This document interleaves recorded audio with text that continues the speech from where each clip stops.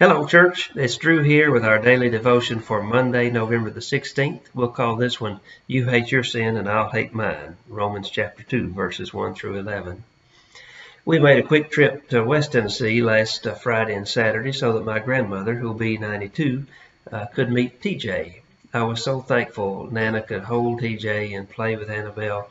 We sat on the floor of her den playing with the same old toys and puzzles and games which have been lovingly enjoyed for 50 plus years, 3 generations of children and grandchildren. Of course, beautiful memories flooded my mind. I've spent many happy hours in the floor of that den warmed by her old open flame gas furnace. I also remembered one not too happy moment.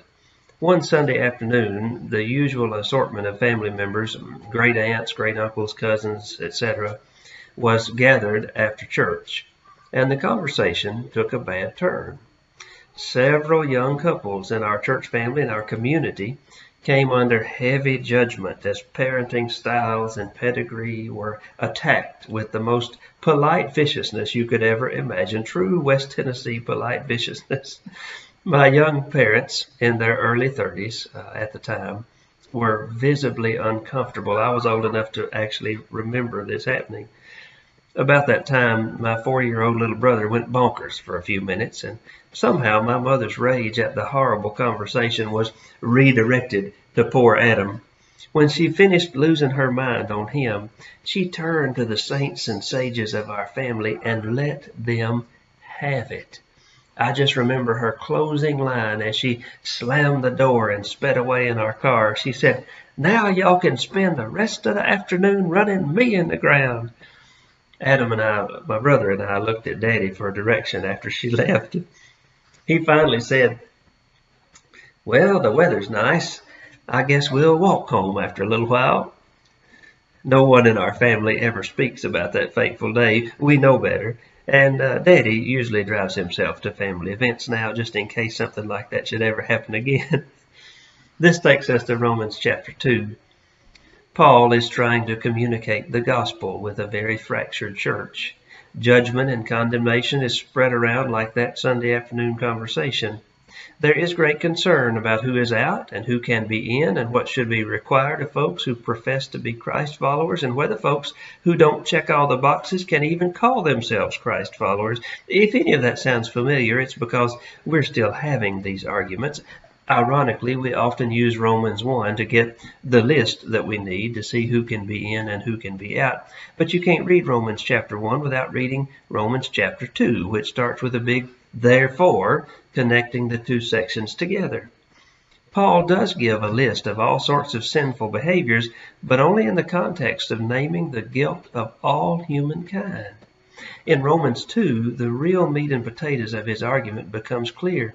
Jesus on the cross has dealt with all sorts of sin, every kind of sin you can imagine. We're all in the process of realizing the depth of our sin, understanding forgiveness and our need for it, and being healed. We're all in that process.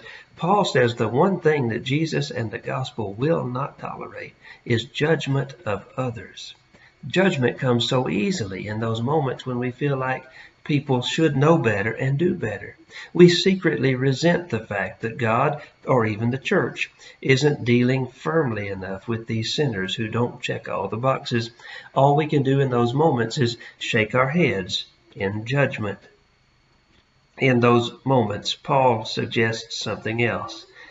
That perhaps we should remember the riches of God's kindness and forbearance and patience in our own lives and apply it freely to those whom we would otherwise judge. As he says, do you not realize that God's kindness is meant to lead you to repentance? There's a lot to think about in Romans 1 and 2, specifically a framework for understanding our relationship with sin, with ourselves, with other sinners, and with Jesus. We must be so careful with how we talk and think about those around us, never forgetting that powerful truth that all have sinned and fallen short of the glory of God, and that all who believe are now justified by the grace of Jesus as a gift earned by Jesus, not by us. Two things happen when that truth of the gospel takes root in our hearts, at least two. One, we live lives of thanksgiving, always remembering the gift of Jesus that is offered to the world. And two, we remember that our words, actions, and attitudes toward other human beings can be agents of God's grace and kindness, as long as they aren't crowded out by pride and judgment. Something for me to work on this week. I hope you'll join me and know that I hold you in my prayers, and I'm looking forward to our 7 days of service, which begins, I believe, later this week. Be on the lookout for that. We've had it in the bulletin and in email communications, and it's online on the website. So I hope you'll find a way and a place to serve with our 7 days of service as we love and serve our community together. Talk to you soon. Have a great week.